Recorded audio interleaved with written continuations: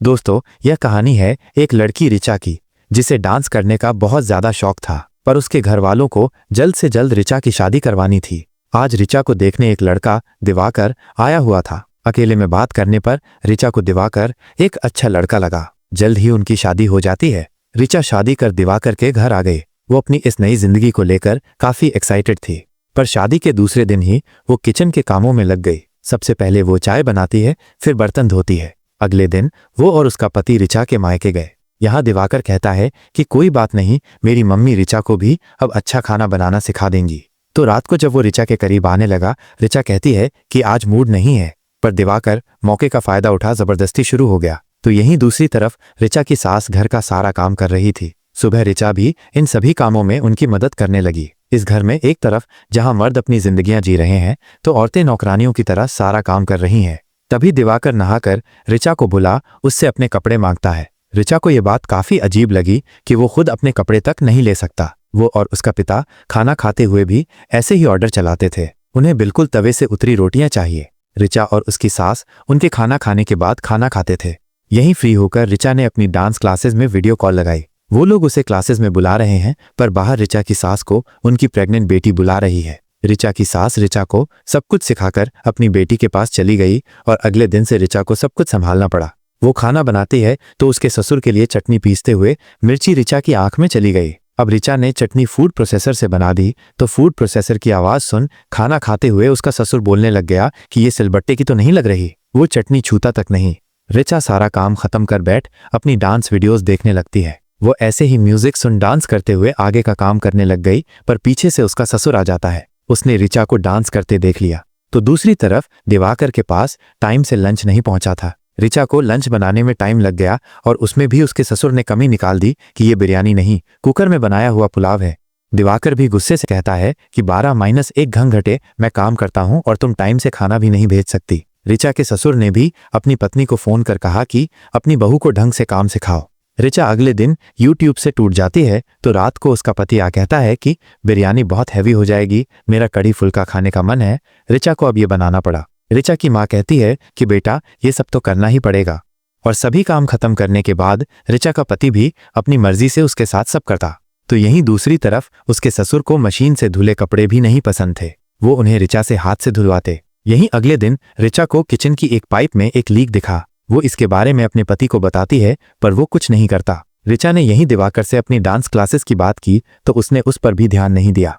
यहीं अगले दिन रिचा के पीरियड्स आ जाते हैं, तो ये बात सुन दिवाकर शॉक्ड था, क्योंकि वो तो रिचा को प्रेग्नेंट करना चाहता था। उसने कहा कि अभी थोड़े दिन किचन में मत जाना, तुम रेस्ट करो। उसने घर का काम करने के लिए अपने हॉस्पिटल की एक स्वीपर भेज दी। रिचा उससे पूछती है कि क्या कोई घर की मेड मिल सकती है। इस औरत ने कहा, नहीं, यहाँ कोई भी काम नहीं करना चाहता, तुम्हारे घर वाले बहुत किचकिच करते हैं। इसी औरत ने अगले कुछ दिन दिवाकर और उसके पिता को खाना खिलाया। रिचा बैठकर अपनी डांस वीडियोस देख रही थी। वो इसी बीच एक जगह डांस टीचर की जॉब के लिए अप्लाई कर देती है।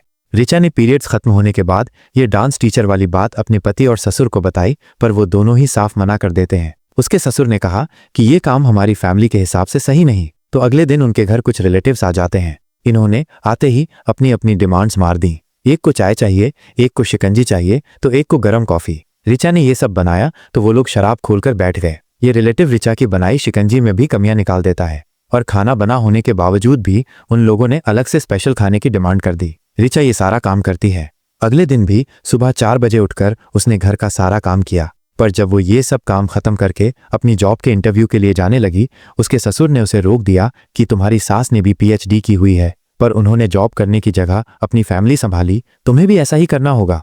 रिचा ये सुन टूट जाती है, पर फिर वो गई अपनी एक दोस्त के घर। यहाँ भी रिचा के डांस की बात उठ गई। रिचा की दोस्त का पति काफी सपोर्टिव था, तो उसे देख दिवाकर भी काम करने लगा। अब ये देख और शराब के नशे में रिचा ने बोलना शुरू कर दिया कि ये तो खाने के टेबल से उठते भी नहीं है, इनके लिए तो मैं फ्री की काम वाली हूँ। दिवाकर ये सब सुन गुस्सा हो गया। वो घर जाते हुए भी रिचा से कुछ नहीं बोलता। रिचा उसे मनाने की कोशिश करती है। दिवाकर ने रिचा से सॉरी मंगवाई। वो सीधा फिर से बस रिचा के ऊपर चढ़ जाता है। तो एक दिन जब दिवाकर बिल्कुल दिन में ही फिर से ऐसे करने लगा, रिचा उसे रोक देती है। वो कहने लगी कि तुम मेरी तो सुनते भी नहीं, न प्यार से कोई बात करते हो, तुम बस मेरे ऊपर चढ़ते हो, खत्म करके उतर जाते हो, मेरे डिजायर्स का क्या। दिवाकर ये सुन गुस्से से बोला, लगता है काफी एक्सपीरियंस है तुम्हें डिजायर पूरे करने का। यहीं अगले दिन उनके घर दिवाकर की बुआ आ गई। वो किचन में गंदगी देख ऋचा को बोलने लगी। उसने कहा कि मुझे खाना बनाने का बहुत शौक है, जिस पर ऋचा ने उन्हें अपनी डांस वीडियोस दिखाई कि मुझे भी डांस का बहुत शौक है।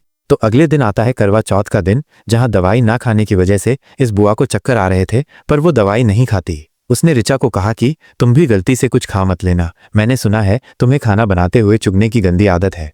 तो शाम को दिवाकर ने ऋचा को उसकी डांस वीडियोस डिलीट करने को कहा कि ये सब अच्छा नहीं लगता, पर ऋचा नहीं करती कि अगर नहीं किया तो क्या करोगे। वो ऐसे ही अपने पति के साथ करवा चौथ मनाती है। यहीं अगले दिन आया उसके ससुर का जन्मदिन।